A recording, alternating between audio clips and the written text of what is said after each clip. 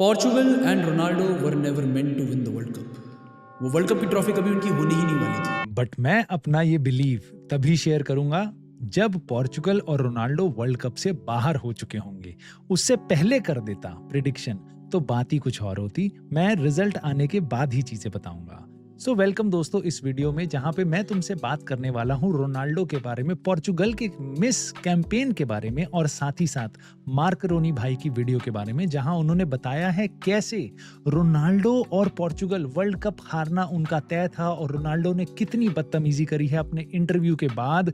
इन चीजों पे उन्होंने अपनी राय प्रकट करी है। उनकी राय पे मैं अपनी कुछ थॉट्स प्रकट करूंगा, क्योंकि मेरे को ऐसा लगा कि यहाँ पे भाई रोनाल्डो की चीजों को आपने बहुत ही गंदे तरीके से मिस इंटरप्रेट करके इतने सारे फैन बेस में आपने, मैं कह सकता हूं, झूठ फैलाया है, कहानी फैलाई है जो मेरे से बर्दाश्त नहीं हुई। मुझे लगा शायद कुछ और बड़े यूनाइटेड कंटेंट क्रिएटर और रियल मैड्रिड कंटेंट क्रिएटर्स इस पे जवाब देंगे, बट मैं अपनी तरफ से एक छोटी सी कोशिश करने की कोशिश करता हूं मैं, और बहुत ही ऑब्जेक्टिवली कोशिश करूंगा इन चीज़ों को आपके सामने रखूं। सो भाई यहाँ पे बताते हैं कैसे रोनाल्डो और पोर्चुगल का वर्ल्ड कप का कैंपेन बेकार सा था। शुरुआत में ही बताए थे कि देखो ये तो कैसी फुद्दू टीमों के अगेंस्ट खेल रहे हैं, डीआर कॉन्गो से ड्रॉ करा रहे हैं, उसके बाद बस उज़्बेकिस्तान को तो 5-0 से बीट किया, वो बेकार टीम थी, कोई बात नहीं। कोलंबिया से ड्रॉ हो गया भाई, कोलंबिया आर्गुएबली वर्ल्ड कप में साउथ अमेरिका की सबसे स्ट्रॉन्ग टीम थी, राइट। उनके अगेंस्ट ड्रॉ को वो बता रहे हैं एवरेज है। उसके बाद क्रोएशिया के अगेंस्ट अच्छा नहीं कर पाए। क्रोएशिया जो हर बार साला सेमीफाइनल फाइनल तक पहुंच रही है, उस टीम के अगेंस्ट बस ये आराम से जीते हैं, ठीक है। अब कितना पुट डाउन करें पोर्चुगल को, रोनाल्डो को। उनको पुट डाउन करने के लिए साला अपनी फेवरेट टीम स्पेन को भी बेकार बताए थे। कहते हैं कि भाई स्पेन भी बहुत बेकार टीम खेली है, जो टीम अभी तक वर्ल्ड कप में गोल नहीं खा रही थी वो बेकार टीम खेली, जिसको 91 मिनट तक जो जीत नहीं पा रही है पोर्चुगल के अगेंस्ट, ये बोल देते हैं कि पोर्चुगल रोनाल्डो उनको भी बीट नहीं कर पा रहे हैं। सो ये किस तरीके से एजेंडा सेट किया गया है कि उनका पूरा कैंपेन ही बेकार सा है, वो बहुत अलग है, जबकि वो उन्होंने टफ टीमों के अगेंस्ट गेम खेले हैं। अब मैं आपको ये भी बताता हूं, दूसरी तरफ एक और टीम है जिसका कैंपेन अगर आप देख लोगे तो आप सही में चक्कर खा के गिर जाओगे कि भाई ये कितनी भयंकर टीमों के अगेंस्ट खेल रही है, राइट। खैर उसके बारे में हम बात नहीं करेंगे। हमारा काम किसी और टीम को बेकार बताना नहीं है, भले ही वो Jordan, Algeria, Cape Verde, Switzerland जैसी टीम्स के अगेंस्ट सेमीफाइनल तक पहुंचने की जगह बना रही हो। खैर वो बताते हैं क्यों पोर्चुगल इस बार वर्ल्ड कप नहीं जीती। मेरे को लगा कि शायद रीजंस आएंगे बहुत टेक्निकल, कि पेड्रो नेटो क्रॉस ही नहीं मार रहा था, नूनो मेंडेस इंजर्ड हो गया था स्पेन के अगेंस्ट, या फिर राफा लियाओ इतना इनकंसिस्टेंट विंगर कैसे है, या फिर ये होगा कि भाई इनका जो मैनेजर है वो क्या मैनेजर है, रॉबर्टो मार्टिनेज, जो जनरेशनल टैलेंट्स को डिफेंसिव शेप में डाल के इतना सफोकेट कर देता है कि टीम्स कुछ क्रिएट कर ही नहीं पाती।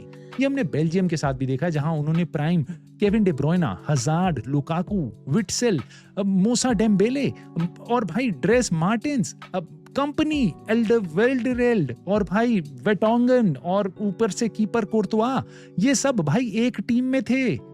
उस टीम के साथ इसने पूरा जनरेशन, गोल्डन जनरेशन बेल्जियम की खत्म करने के बाद अब पोर्चुगल की गोल्डन जनरेशन इसने खत्म कर दी, बट हम उसके बारे में बात नहीं करेंगे।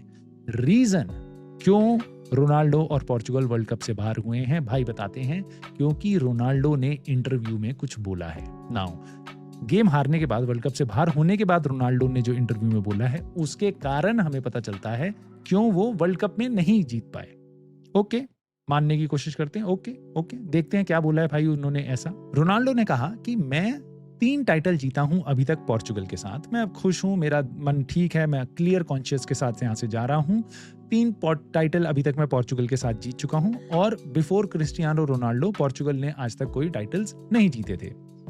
भाई मेरे ख्याल से ये बात बिल्कुल सही है। हिस्टोरिकली पोर्चुगल ने 3 ही वर्ल्ड कप के लिए, शुरुआत से लेके अभी तक 3 ही वर्ल्ड कप के लिए क्वालिफाई किया था अपनी पूरी हिस्ट्री में बिफोर रोनाल्डो, और रोनाल्डो के आने के बाद 6 के 6 में पार्टिसिपेट किया है और एक बहुत ही स्ट्रॉन्ग फोर्स भी रही है।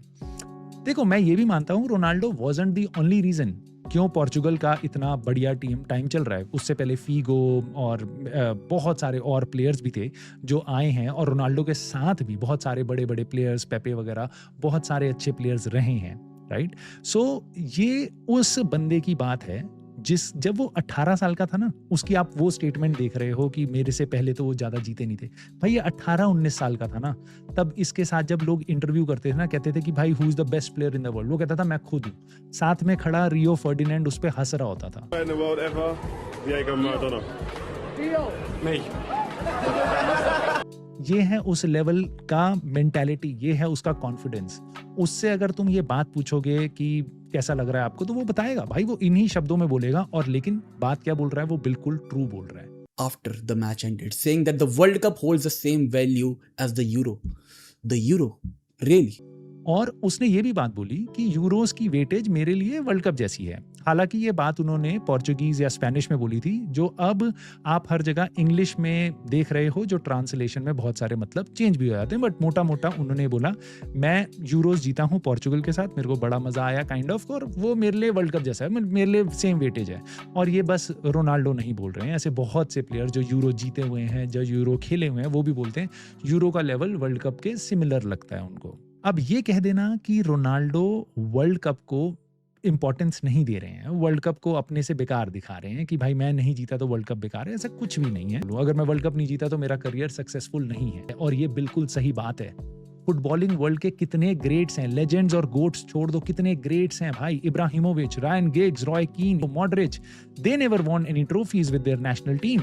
सम of them they didn't even qualify regularly for the world cup. Players do not need world cup for their greatness. आज की डेट में अगर नॉर्वे क्वालिफाई नहीं कर रही होती वर्ल्ड कप में, तो आप ये नहीं कहते कि भाई ये Erling Haaland is not a great player. आज क्वार्ट्ज़केलिया को आप बेकार प्लेयर नहीं बोलोगे जस्ट बिकॉज कि उसकी टीम नहीं क्वालिफाई कर पाती। और अगर आपको ऐसा लगता भी है, तो मैं आपकी राय जानना चाहूंगा नेमार के बारे में क्या है, क्योंकि वो तो आपकी टीम के ग्रेट हैं, राइट? वो ग्रेट है, लेकिन वो बंदा आज तक ओलंपिक मेडल के अलावा कुछ नहीं जीता अपनी ब्राजीलियन टीम के साथ, जनरेशनल ब्राजीलियन टीम के साथ। अब मेरे को ये समझ नहीं आता ये लॉजिक कहाँ जाता है, बट मेरे को ये समझ आता है यहाँ पे दो चीजें हैं जो उन्होंने अपनी बातों में बताई हैं। एक चीज तो ये है कि एक प्लेयर जिसका सपना टूट गया, उसके जस्ट बाद वो इंटरव्यू में क्या बोलता है, और दूसरा ये कि आप क्लेम कर रहे हो उस टीम के पास कोई कॉमन रीजन ही नहीं था। इन दोनों पे मैं बात करूंगा।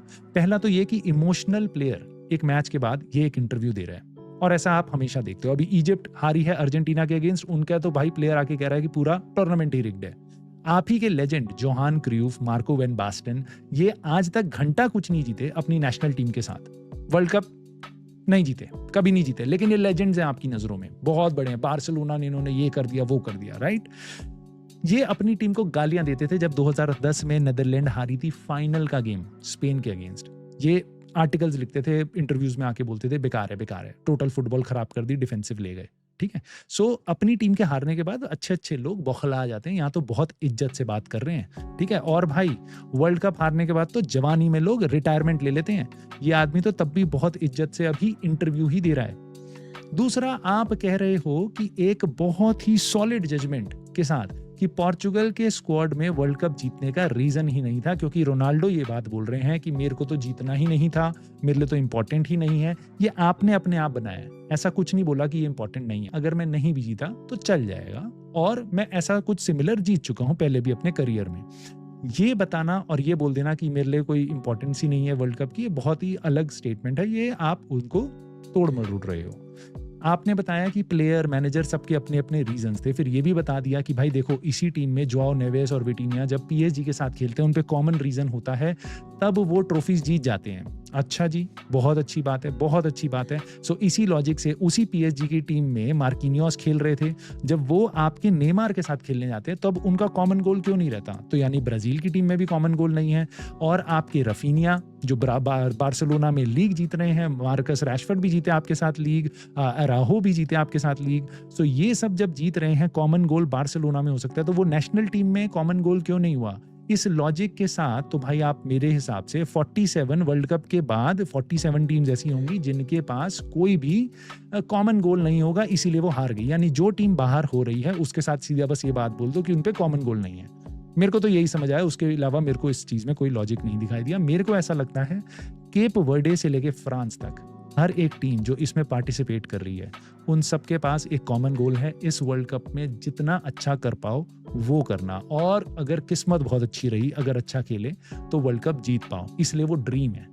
और वो हर टीम प्लेयर का वो थोड़ा सा बढ़ जाता है जब आपकी टीम में एक लेजेंड होता है, एक गोट होता है। जैसे अर्जेंटीना के पास मेसी है, जैसे पोर्चुगल के पास रोनाल्डो है, जैसे इंडियन क्रिकेट टीम पे 2011 में सचिन तेंदुलकर थे। That just give you a little bit more to cheer on.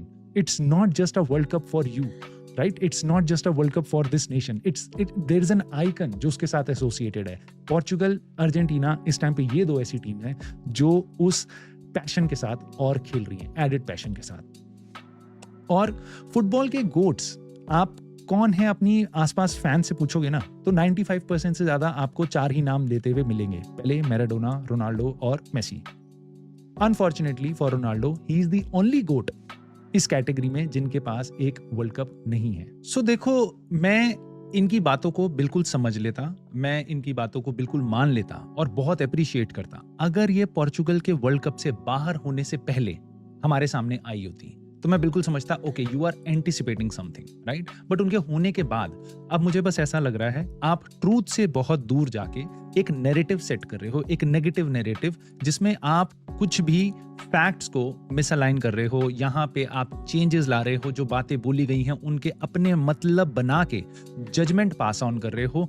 और अनफॉर्चुनेटली आपकी ये वीडियो बहुत ज्यादा इंडियन फैन बेस में और जो भी हिंदी कंटेंट देखते हैं उनकी तरफ बहुत है, जिसमें बहुत सारे यंग फैंस हैं जो क्रिस्टियानो रोनाल्डो को देखते हैं, समझते हैं, उनकी वो आपसे इंस्पायर होते हैं और वो उनकी समझ अब रोनाल्डो को लेके ये बनेगी कि ही इज अ नार्सिसिस्ट और ईगोइस्टिक रादर देन उसने क्या अपने करियर में अचीव किया है। सो इसलिए ये दुख लग रहा है मेरे को कि ये वीडियो आई है, इसके रिस्पॉन्स में कुछ होना चाहिए था, एक फैन की वॉइस यहाँ पे आनी चाहिए थी। और मैं बहुत डिसअपॉइंटेड हूँ बड़े क्रिएटर्स से जो अपने आप को बहुत बड़ा यूनाइटेड फैन बोलते हैं, बहुत बड़ा क्रिस्टियानो रोनाल्डो फैन बोलते हैं, मे बी मैड्रिड फैन बोलते हैं।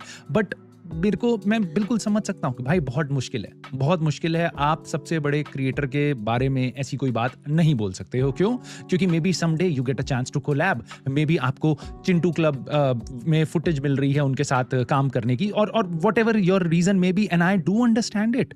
You do it full time. It is about your livelihood. You don't want to take पंगा। मैं बिल्कुल समझ सकता हूँ मेरे भाई, मैं बिल्कुल समझ सकता हूँ। अनफॉर्चुनेटली मेरे लिए ये अभी तक एक पैशन प्रोजेक्ट है, इट्स अ साइड प्रोजेक्ट। भगवान की दुआ से एक अच्छी खासी मेरी जॉब है जिसके कारण मेरा घर चल रहा है, मेरे को कोई टेंशन नहीं है कोलैब की। मैंने पास्ट में भी बहुत लोगों को रीच आउट किया है क्योंकि अच्छा लगता है अपनी कम्युनिटी को ग्रो करना, और एक content creation is a very tough job, right? मैं आपको इतना बता सकता हूँ, मैंने AKG, सबसे बड़े क्रिएटर जिनके साथ मैंने काम किया है वो that is AKG। He is also a Barcelona fan. I am not sure अब कल को मेरे अगेंस्ट, मतलब कल को AKG भाई भी, या फिर कल को TFHD जीशान भाई, या फिर कल को ड्रॉग बाबा, कोई भी और मेरे साथ एक बार को चांस होता कोलैब करने का, वो भी नहीं करेंगे। That's totally okay. I just hope ऐसा ना हो, बट दैट्स टोटली ओके।